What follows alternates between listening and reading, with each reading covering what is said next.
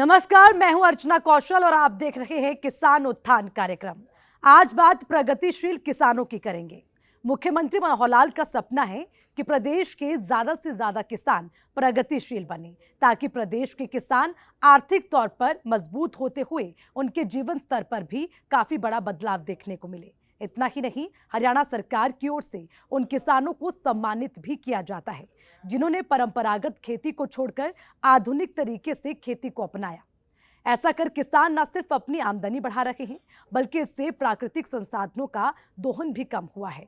आज प्रदेश में मुख्यमंत्री मनोहर लाल की अपील पर प्रदेश के हजारों किसान परंपरागत खेती को छोड़कर प्राकृतिक खेती को अपना रहे हैं। तो चलिए ऐसे ही किसान से आज आपकी मुलाकात कराते हैं।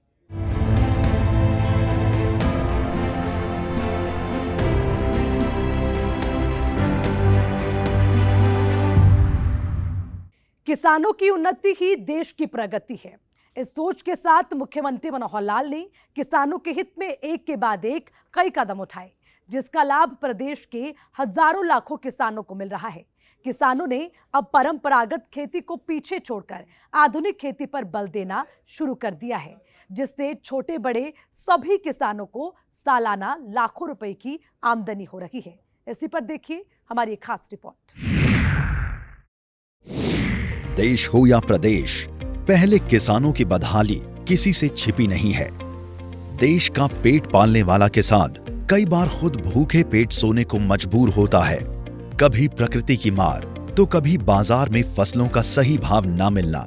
किसान होगा जब खुशहाल, तभी भारत बनेगा महान। अन्नदाता की खुशहाली को लेकर ऐसी बातें हम सभी सुनते आए हैं, लेकिन दिनों दिन खेती किसानी घाटे का सौदा कहलाने लगी थी, जिससे कई बार अन्नदाता अपनी हालात पर आंसू बहाने को मजबूर होते थे।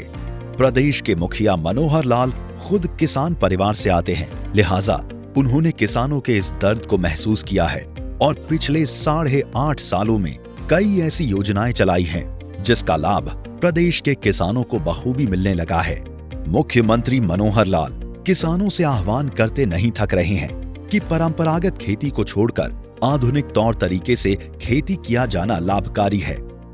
ऐसा कर किसान न सिर्फ अपनी आमदनी बढ़ा सकेंगे, बल्कि प्राकृतिक संसाधनों जैसे पानी की भी कम खपत होगी। मुख्यमंत्री मनोहर लाल के भरोसे पर उतरकर किसान पारंपरिक खेती को छोड़कर आधुनिक खेती को अपना रहे हैं। धान है, गेहूं है, अथवा सरसों है, कपास है, गन्ना है, आदि फसलें ही उगाते थे और इन फसलों से भी हमने देश भर को एक प्रकार से खाद्यान्न के नाते से आत्मनिर्भर बनाया। अब समय की आवश्यकता है कि हमको इन परंपरागत फसलों के अलावा और अधिक प्रगति करने के लिए हमारी आवश्यकताएं सब्जियों की और फलों की, इन आवश्यकताओं की पूर्ति करनी है। हरियाणा में आप लोग इस क्षेत्र में बहुत अच्छा काम कर रहे हैं। सब्जियां विशेष तौर पर हमारे वर्ष भर की, भले ही मौसम के हिसाब से सब्जियां अलग अलग होती हैं, लेकिन संयोग से 12 महीने लगातार कोई ना कोई यानी सब्जी की फसल ये उगाते हैं। मौसम के हिसाब से ही उनका उपयोग होता है। तो इन फसलों को उगाने के लिए आज आपकी प्रगति को दुनिया जानती है कि आप नई तकनीक अपना करके और अच्छी अच्छी सब्जियां, अच्छी फसलें ये उगाते हैं। उसकी बिक्री के लिए जैसा हमारी आवश्यकताएं, स्थानीय आवश्यकताओं को तो हम पूरा करते ही हैं, लेकिन जहाँ बड़ी मार्केट है उसका भी हम एक प्रकार से पूर्ति करते हैं। दिल्ली और इसके आसपास एनसीआर का क्षेत्र ऐसा है जहां बहुत बड़ी खपत फलों की, सब्जियों की होती है।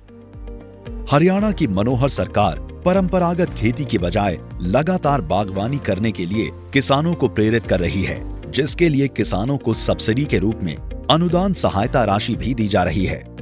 ऐसा सरकार इसलिए कर रही है ताकि किसान प्रगतिशील बन सकें, खेतों की उपजाऊ शक्ति बनी रहे, पानी का कम इस्तेमाल हो और कम पैसे लगाकर ज्यादा मुनाफा कमा सकें। ऐसा ही किया है यमुनानगर के चमरौड़ी गांव के किसान विजय कंबोज ने, जो 2 एकड़ में पॉली हाउस लगाकर तरह तरह की सब्जियों की खेती कर रहा है। मेरा नाम विजय कुमार है। ये खेती मैंने 2019 में शुरू की और मेरे बड़े भाई से मुझको ये प्रेरणा मिली। मैं पहले ओपन में खेती कर रहा था, तो उसमें मुझे कोई खास लाभ नहीं हो रहा था।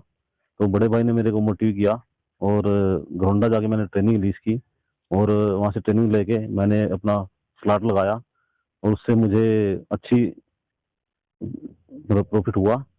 और उसके बाद मैंने दूसरा प्लाट भी लगाया। मेरे पास अब 2 प्लाट हैं और मुझे अच्छी इनकम हो रही है, और पानी की भी इसमें काफ़ी बचत है, पानी भी बहुत कम लगता है। इसके अंदर हम कलर शिमला मिर्च उगाते हैं जो लाल और पीली होती है, और जो अच्छे दाम में बिकती है, और हम उसको दिल्ली और चंडीगढ़ मंडी में बेचते हैं।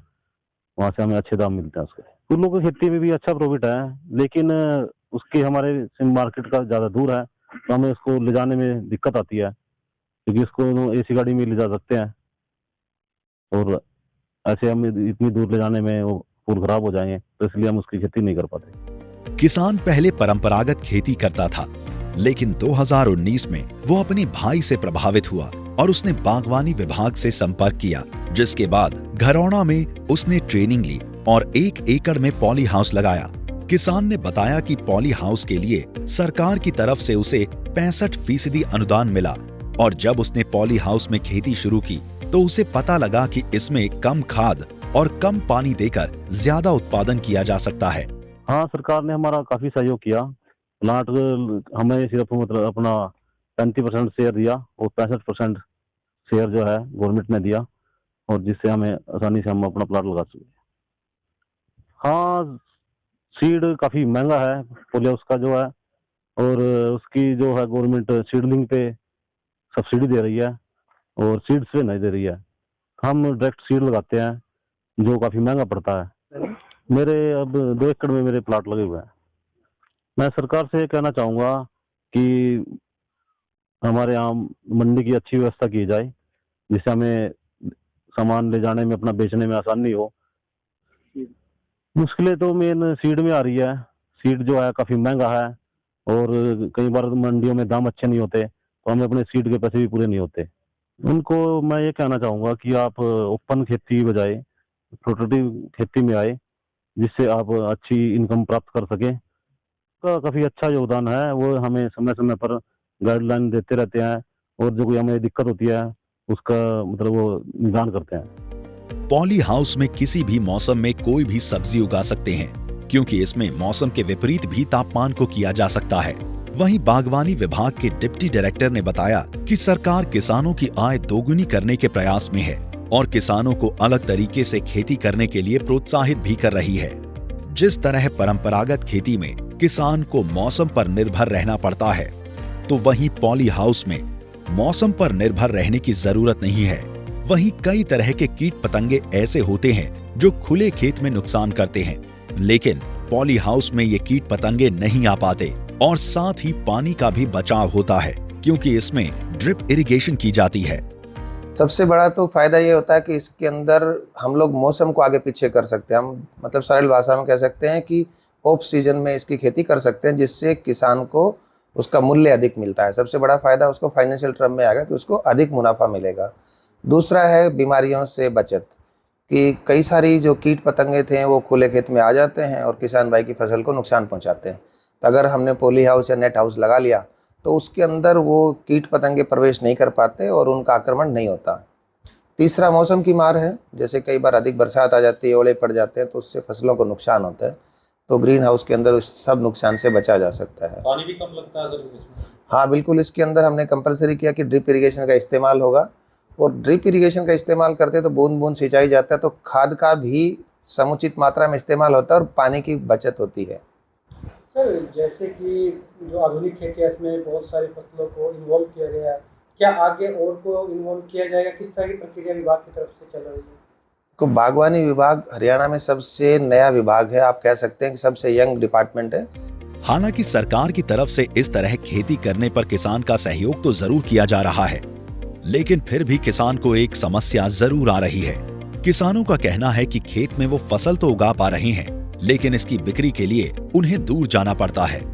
मुख्यमंत्री मनोहर लाल तो कितनी दफा किसानों से कह चुके हैं कि किसानों के पास कोई भी परेशानियां आएंगी तो सरकार की पहली प्राथमिकता होगी उस समस्या को दूर करना। देश के किसानों का आने वाली परेशानियों को दूर किया जा रहा है। प्रदेश के किसानों का आने वाली परेशानियों को दूर किया जा रहा है। ब्यूरो रिपोर्ट, सूर्या समाचार। हरियाणा की मनोहर सरकार की तरफ से मेरा पानी मेरी विरासत योजना के तहत किसानों को कम दाम में ज्यादा मुनाफा देने वाली खेती के लिए प्रेरित किया जा रहा है। ऐसा करने वाले किसानों को सरकार की तरफ से सब्सिडी के रूप में प्रोत्साहन राशि भी दी जाती है। इसी से प्रेरित होकर आज प्रदेश के युवा और किसान आधुनिक और प्राकृतिक खेती की ओर प्रोत्साहित हो रहे हैं।